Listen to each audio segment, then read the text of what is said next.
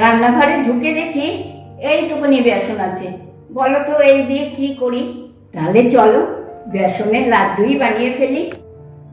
খুব কম সময় হয়ে যায়, মাত্র 5 মিনিট লাগে, খেতেও হয় অপূর্ব। তোমরা কি শিখবে এই বেসনের লাড্ডুর রেসিপিটা? তাহলে চলে এসো।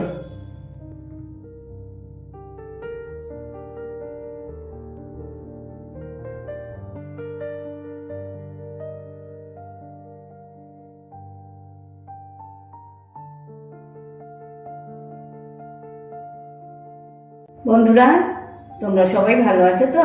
তাহলে চলো আজকে এই বেসনের লাড্ডুর রেসিপিটা তোমাদের শিখিয়ে দিই। চলে এসেছি হেসেলে। গ্যাসের ফ্লেমটা অন করে নিচ্ছি, বসিয়ে দিচ্ছি একটা কড়া। কড়াটা গরম হয়ে গিয়েছে। এবার আমি দিয়ে নিচ্ছি ছোট বাটির 1 বাটি বেসন। এই বেসনটাকে আমি 2-3 মিনিট একটু নাড়াচাড়া করে নেব। বেসনটা 2-3 মিনিট নাড়াচাড়া করা হয়ে গিয়েছে। এবার বেসনের 4 ভাগের 1 ভাগ সুজি আমি এর ভেতর দিয়ে নেব, দিয়ে আবারও নাড়াচাড়া করে নেব।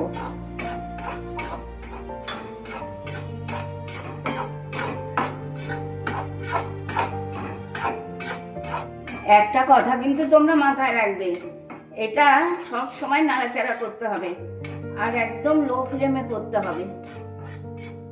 এবার দিয়ে নেব বড় চামচের 2 চামচ মতো ঘি।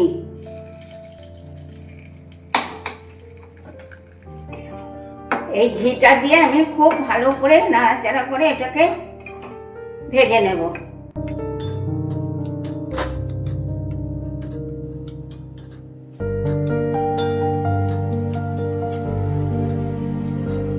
আমি পরে আরো 1 চামচ ঘি দিয়েছিলাম। দেখো কেমন দলা বাঁধতে শুরু করেছে, কিন্তু আমি এখন গ্যাসের ফ্লেমটা অফ করে দেব। দিয়ে এইটাকে কিন্তু আমি আরো নাড়াচাড়া করে নেব। এই দেখো কেমন সুন্দর দলা পাকিয়েছে। মনে রাখবে গ্যাসের ফ্লেম অফ করা অবস্থায় এর মধ্যে দিতে হবে গুঁড়ো দুধ। আমি কিন্তু এখানে ছোট প্যাকেটের 1 প্যাকেট গুঁড়ো দুধ দিয়ে নিয়েছি। এবার আমি দিয়ে নেব চিনির গুঁড়ো। আর চিনির গুঁড়োর মাপটা থাকবে যা বেসন দিয়েছি তার হাফ, মানে 1 বাটি বেসনের হাফ, আধ বাটি আমি চিনির গুঁড়ো দিয়ে নিচ্ছি। এবারও আমি এটাকে খুব ভালো করে নাড়াচাড়া করে নেব। আর এটাকে আমি খুব ভালো করে মিশিয়ে নিচ্ছি। আর এটাকে কিন্তু গরম অবস্থায় করতে হবে।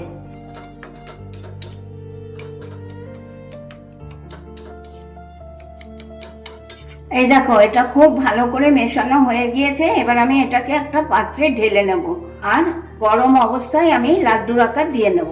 তাহলে চলো গরম অবস্থাতেই আমি লাড্ডুটা পাকিয়ে নিই।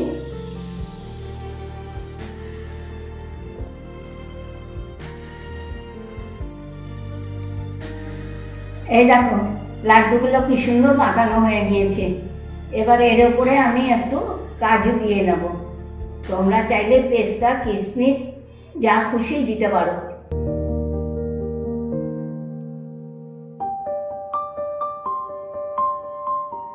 কি বন্ধুরা, কেমন বানিয়ে ফেললাম বেসনের লাড্ডুটা? তোমাদের ভালো লেগেছে তো? যদি ভালো লেগে থাকে তাহলে ফেসবুক, ইউটিউবে একটা লাইক, একটু কমেন্ট করে আমাকে জানিও। সঙ্গে শেয়ার করবে তো? ভুলে যাওনি নিশ্চয়ই। মুখার্জি কিচেন। তাহলে আজকে আসি, টাটা, বাই বাই। তোমরা সবাই ভালো থেকো, সুস্থ থেকো। নেক্সট দিন আবার চলে আসবো নতুন নতুন রেসিপি নিয়ে।